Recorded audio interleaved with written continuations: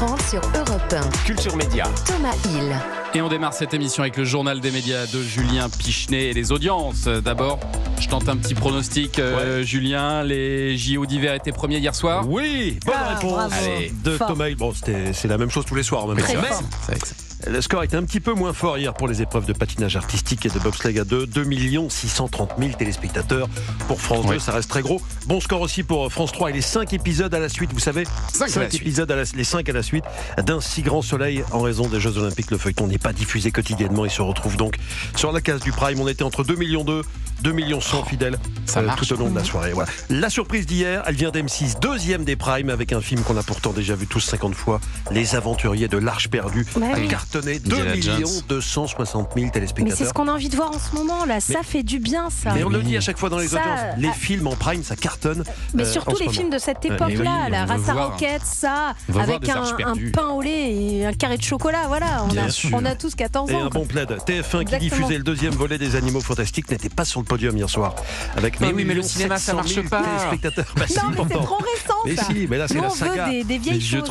C'est la saga Les Animaux Fantastiques. Il en reste encore un qui sera diffusé la semaine prochaine. Tiens, un petit mot de l'île de la Tentation sur W9. Alors j'ai regardé. Je me suis endormi devant, mais j'ai regardé. Vous étiez 465 000, peut-être pas à vous endormir devant, mais à regarder en tout cas sur W9. C'est en légère baisse, mais ça reste l'une des émissions de télé-réalité qui marche le mieux. Les téléspectateurs font une infidélité à ce programme, visiblement. Europe 1.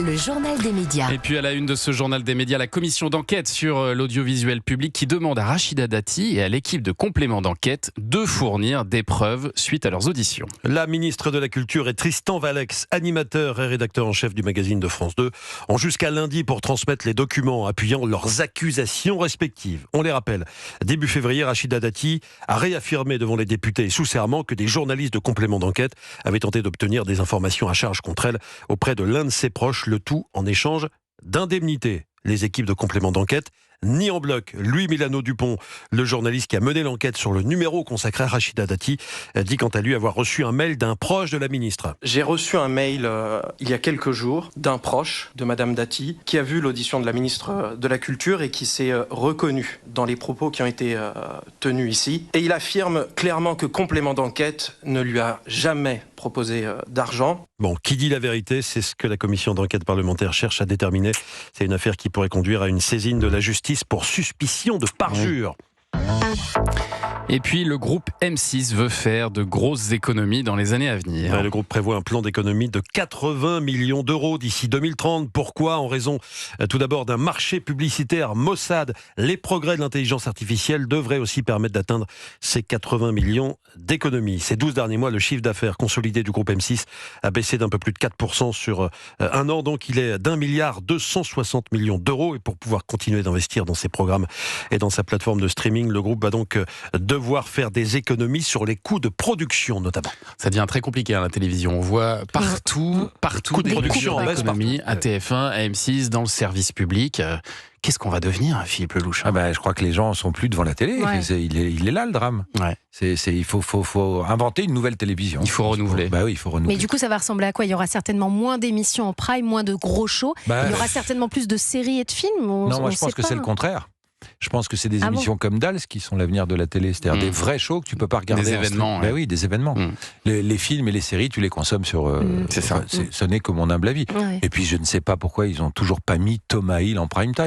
C'est la grande question que tout le monde se pose. Oui, voilà. Baissez vos tarifs aussi, Thomas. Alors Thomas est cher. Thomas est cher, bien sûr. Oui, bien sûr. Non, mais bien sûr, je palpe, évidemment. Les chaînes n'ont plus de son, Thomas. Évidemment qu'il prend. C'est la principale raison. Ça joue beaucoup. C'est pas une histoire de talent. On attend votre audition devant la commission d'enquête pour savoir combien vous palpez, Thomas. La question vous sera posée. Allez, on passe au programme avec la série dérivée des films Maison de retraite qui sera diffusée à partir du lundi 9 mars sur TF1. Oui, parce qu'après le succès des 2 films Maison de retraite qui ont attiré plus de 3,5 millions de spectateurs en salle, place à la série. Au casting, on va retrouver toute la bande, composée entre autres de Michel Jonas, Chantal Latsou, Jarry, Liliane Rover, Daniel Prévost, Firmin Richard, Enrico Macias. Mais en revanche, contrairement au film, Kev Adams apparaîtra très peu à l'écran. 2 fois tout au plus, a priori. Le comédien qui a co-réalisé la série avec Claude Zidi Junior nous en dit plus. Les films étaient quand même beaucoup basé sur l'histoire de mon personnage et finalement passer leurs histoires un peu en surface. Alors on comprenait bien sûr qui était quoi et de quelle manière, mais quand même très en surface. Et là, on voulait prendre le temps de rentrer vraiment dans l'histoire de chacun, de comprendre leurs aspirations, leurs rêves, leur passé. C'est une grande fierté d'avoir surtout réussi à créer cette bande et réussi à faire en sorte qu'on les aime tant. Enfin pour moi, qu'on aime ou qu'on n'aime pas cette série, qu'on aime ou qu'on n'aime pas les films, il y a quelque chose qu'on m'enlèvera pas, c'est qu'on a envie d'être avec eux en fait. On a envie de vivre des aventures avec eux. Kev Adams au micro d'Europe 1, Maison de retraite, la série, ce sera diffusée en prime donc à partir du lundi 9 mars. Une saison 2 est d'ores et déjà en cours d'écriture. Elle pourra avoir le jour si les audiences des 6 premiers épisodes sont au rendez-vous. À suivre donc, et on en reparlera ici. Et alors pour la première fois, l'animateur Arthur sera l'invité des enfants de la télé, ce sera sur France 2. Ah, génial. Arthur qui n'est jamais venu dans cette émission qu'il avait lui-même lancée en 1994. Il faut dire qu'il l'a animé déjà pendant 22 ans, mais depuis que l'émission a changé d'incarnation, changé de chaîne, il n'est jamais revenu dans les enfants de la télé. Jusqu'à ce début de semaine, parce que Faustine Bollard, qui présente les enfants de la télé depuis septembre, a posté des photos du tournage sur ses réseaux sociaux, en présence d'Arthur, donc de Nikos, d'Elysée Moon, de Camille Serre et de Michel Boujnas, un numéro inédit qui sera diffusé le dimanche 8 mars sur France 2. C'est une info télé loisirs. Ça a dû vous arriver d'y participer, j'imagine, Philippe Lelouch, aux enfants de la télé. Oui, plusieurs fois. Toujours sympa cette émission. C'est toujours très agréable. Vous avez des grosses casseroles, vous ? Oui, on en a tous. Ouais, à chaque fois, j'ai la même, cela dit. C'est ma première apparition télé, puisque j'ai démarré comme journaliste, j'étais grand reporter envoyé spécial. Et c'est ma première arrivée sur le plateau d'envoyé spécial. J'ai 29 ans avec une coupe de cheveux très improbable et un costume pas du meilleur goût. Voilà, et à chaque fois, on me le ressort. Ouais. Avec Naon et Benjamin. C'est Bernard Benjamin qui me reçoit sur le plateau. Excellent.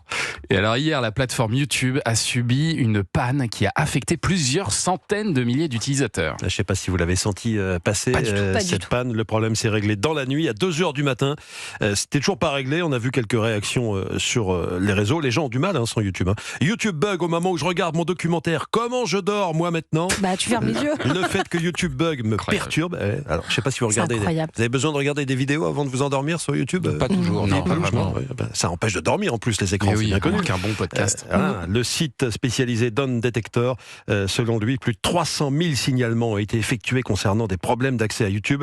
Depuis quelques heures, tout est rentré dans l'ordre. Il s'agissait d'un problème qui a affecté le système de recommandation qui empêchait les vidéos d'apparaître. Ouf, on est soulagés. Là, vraiment. Vous pourrez vous endormir en vidéo ce soir. Formidable. Merci beaucoup, Julien, pour ce journal des médias.